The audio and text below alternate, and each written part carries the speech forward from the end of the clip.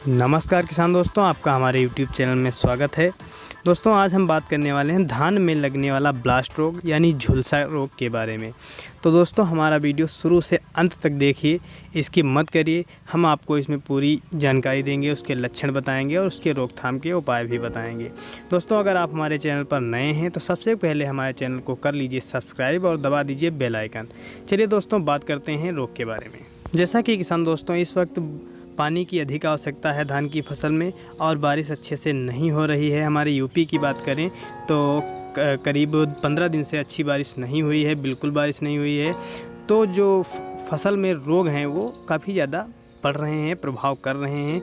जैसा कि यह रोग जो है वह फफूंदनाशक रोग होता है, जो कि पायरिक्यूरेलिया ओरिजिन नामक फफूंद से फैलता है, जो कि हमारी फसल में पत्ती, तना, बाली की गर्दन में काफ़ी ज़्यादा प्रभाव करता है और फसल में काफ़ी ज़्यादा नुकसान पहुंचाता है। इसके लक्षण की बात करें दोस्तों तो सबसे पहले इसके लक्षण हमें पाती में दिखाई देते हैं, जो कि छोटे छोटे धब्बे दिखाई देते हैं। फिर बाद में ये नाव के आकार में यानी फैलते चले जाते हैं और ये पत्तियों को सुखा देते हैं। पत्तियों के बाद इनका आक्रमण सीधे तने पर होता है। उसके बाद बाली जो होती है, बाली की गर्दन पर ये दिखाई देते हैं। बाली की अवस्था में यह काफ़ी ज़्यादा प्रभाव करता है, जिससे बाली की जो गर्दन होती है वह टूट जाती है, जिसे हम नेक ब्लास्ट भी कहते हैं।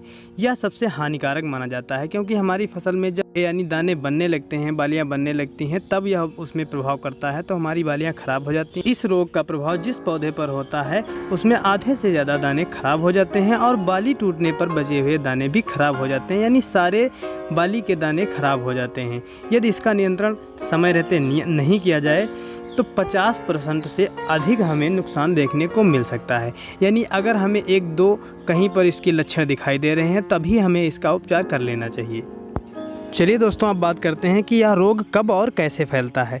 यह रोग रात्रि में फैलता है जब तापमान 20 से 28 डिग्री सेंटीग्रेड बचता है तब, और यह रोग रात्रि को ही फैलता है जब आर्द्रता 95% या उससे अधिक होती है। जब हमारे पौधे पर ओस की बूंदें काफ़ी समय तक रुकती हैं यानी पत्तियां गीली रहती हैं, तब यह फफूंद सक्रिय हो जाता है और हमारे पौधे पर यह फैलने लगता है। इसके नियंत्रण के लिए हमें बीजों को उपचारित कर लेना चाहिए, जिसके लिए बावेस्ट्रीन 2 ग्राम 1 किलोग्राम बीज के लिए पर्याप्त होता है, जिसमें हमें उपचारित कर लेना चाहिए।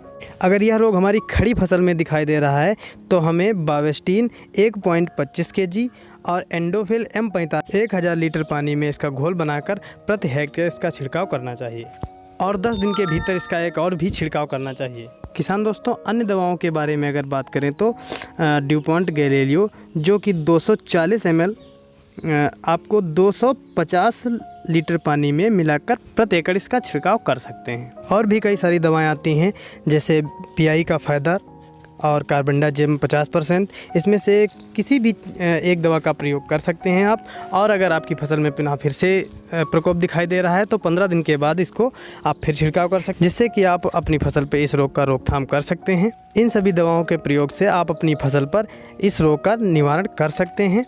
और अगर आपकी फसल में इसका काफ़ी ज़्यादा प्रकोप इस साल रहा हो तो अगले साल इससे निजात पाने के लिए आपको क्या करना होगा, इस फसल की कटाई ज़मीन से करना चाहिए और हो सके तो आप फसल चक्र अपनाइए।